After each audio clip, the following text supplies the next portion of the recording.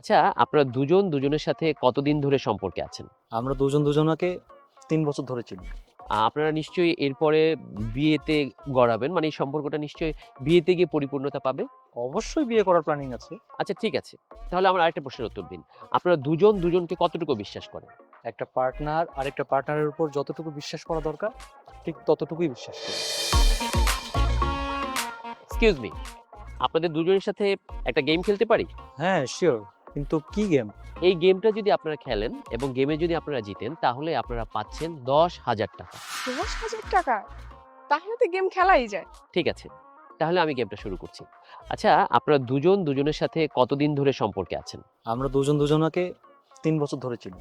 আপনারা নিশ্চয়ই এরপরে বিয়েতে গড়াবেন। মানে এই সম্পর্কটা নিশ্চয়ই বিয়েতে গিয়ে পরিপূর্ণতা পাবে? অবশ্যই বিয়ে করার প্ল্যানিং আছে। আচ্ছা ঠিক আছে। তাহলে আমার আরেকটা প্রশ্নের উত্তর দিন। আপনারা দুজন দুজনকে কতটুকু বিশ্বাস করেন? একটা পার্টনার আরেকটা পার্টনারের উপর যতটুকু বিশ্বাস করা দরকার, ঠিক ততটুকুই বিশ্বাস করি। আমিও আমার বয়ফ্রেন্ডকে অনেক বিশ্বাস করি। বাহ! বেশ ভালো। তাহলে এখন এই গেমসের চূড়ান্ত রুলস অনুযায়ী আপনারা দুজন দুজনের ফোনটাকে এক্সচেঞ্জ করবেন। উলটপালট করবেন। আপনার ফোন আপনি নিবেন, আপনার ফোন আপনি নিবেন এবং চেক করবেন। হ্যাঁ, হ্যাঁ, কেন নয়? অবশ্যই পারবো। ঠিক আছে? ভাইয়া, তাহলে আপনি আপনার ফোনের পাসওয়ার্ডটা খুলে দিন। ফোনটা অন করে ফোনের Instagram এবং Messenger গুলো খুলে আপনি ম্যাডামের হাতে দিন। ম্যাডাম আপনার Messenger এবং Instagram চেক করুন। আচ্ছা ঠিক আছে।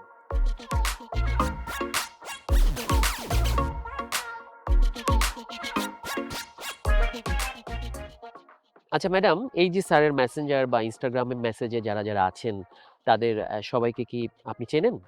হ্যাঁ, এইখানে যাদের কনভারসেশন আছে তাদের মোটামুটি সবাইকেই আমি চিনি। আমার পরিচিত। বাহ!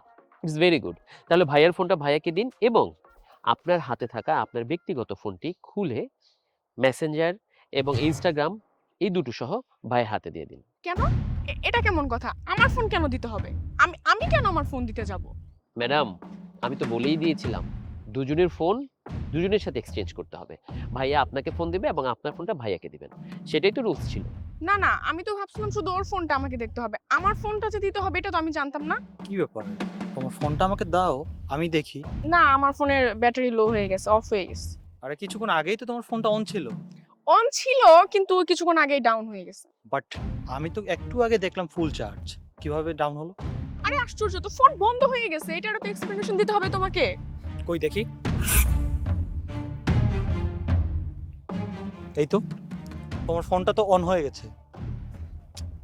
হইছে। আর আমি তো জানতাম না যে আমার ফোন তোমাকে দিতে হবে। আমি তো শুধু ভাবছি যে তোমার ফোনটা আমাকে দেখাবা। ম্যাডাম, আপনি কিন্তু এই গেমে চিটিং করছেন। আপনার উচিত হবে গেমের রুলস অনুযায়ী আপনার ফোনটাও ভাইয়াকে দেয়া এবং সেখান থেকে Messenger, Instagramটা ভাইকে দেখতে দেয়া। জাস্ট ভাই একটু চেক করবে। আর কিছুই তো নয়। বললাই যাক আপনার গেম। আমি এসব গেম টেম খেলতে পারবো না। কিন্তু আমার গেমটা খেলার দরকার আছে। দাও, তোমার ফোনটা দাও। পাসওয়ার্ড বলো। আরে তুমি যদি আমাকে ট্রাস্ট না করো তাহলে আমার সাথে তুমি আছো কিসের জন্য? ওকে, ঠিক আছে। তুমি যেহেতু আমার লাইফে থাকতেই চাও না, তোমার ফোনের কি কি আছে না আছে সেটা দেখাতে চাও না, তাহলে তুমি আমার লাইফ থেকে আর আমার ফোনের লাইফ থেকে দূরে চলে যাও। তুমি সামান্য একটা গেমের জন্য আমার সাথে ব্রেকআপ করতে চাচ্ছ? হ্যাঁ, আমি তোমার সঙ্গে ব্রেকআপ করতে চাচ্ছি, কারণ আজকে এই ফোন আমার চোখ খুলে দিয়েছে। তুমি ফোনে কার সঙ্গে চ্যাটিং করো না করো, কার সঙ্গে কথা বলো না বলো, কিছুই তুমি আমার সঙ্গে শেয়ার করছো না। আর আমার মনে হয় তুমি আদৌ আমার সঙ্গে শেয়ার করবে না, কারণ এর ভিতরে কোনো একটা ঘাবলা আছে। তাই আমি চাচ্ছি না তোমার সঙ্গে কন্টিনিউ রাখতে। চলে যেতে পারো। Okay fine. আমি তোমার সাথে থাকবো না। থাকো তুমি। আমি এক্সট্রিমলি সরি। আমি খুবই দুঃখিত। আমার জন্য আপনাদের দুজনের এতদিনের সম্পর্ক ব্রেকআপ হয়ে গেল।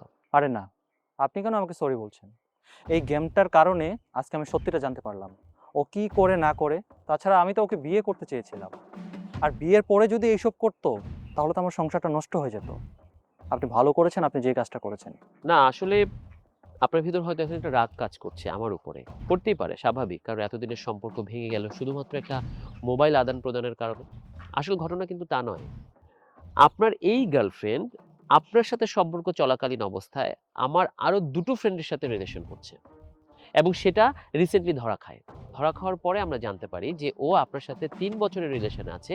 কিন্তু পাশাপাশি এই আমার ফ্রেন্ডের সাথে প্রায়ই রিলেশন করে, প্রায়ই ডেটিং এ যাচ্ছে এবং তাদের টাকা থেকে সে সুবিধা নিচ্ছে। সো আমাদেরও উচিত ছিল আপনার চোখ খুলে দেওয়া। আমার ফ্রেন্ডরাই আসতো কিন্তু ওরা আসলে ও হয়তো অস্বীকার করতো বা ওকে চিনে যেত, সত্য স্বীকার করতে চাইতো না। তাই আমি এসে এই গেমের নাম করে আপনাকে সত্যিটা দেখিয়ে দিলাম। ঠিক আছে, আমি আসছি। এরপরও যদি আমার কারণে মনে কষ্ট পেয়ে থাকেন, আমি এক্সট্রিমলি সরি।